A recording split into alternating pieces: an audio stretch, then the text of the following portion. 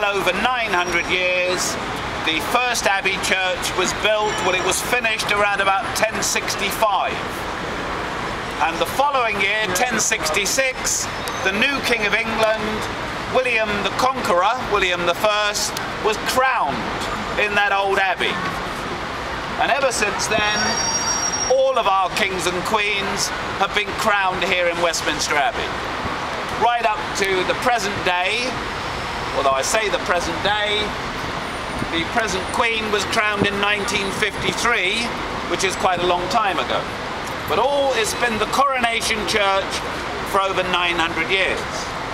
This is not the same church, though, that William the Conqueror was crowned in, because the original church was pulled down in the 13th century, and then it was rebuilt in the 13th and 14th century.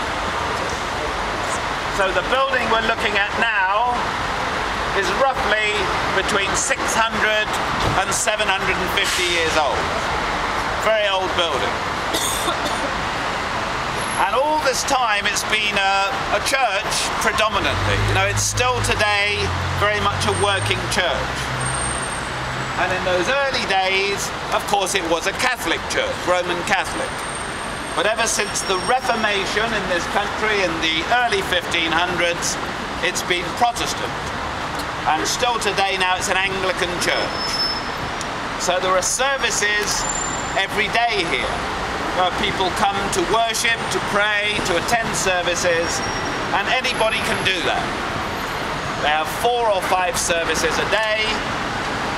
A very nice service every afternoon at 5, evensong. They have their own choir here who would sing at that service, and if you wanted to come to a service, you would enter through the doors here and go in. And of course, if you come to a service, you don't have to pay.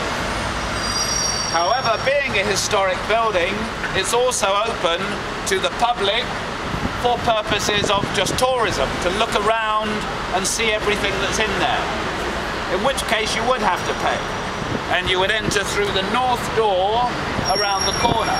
Now, we're not going to go in this morning, we don't have time. If you do go in there, and I would recommend it, it's a very impressive building, you need at least an hour and a half, really, to do it justice.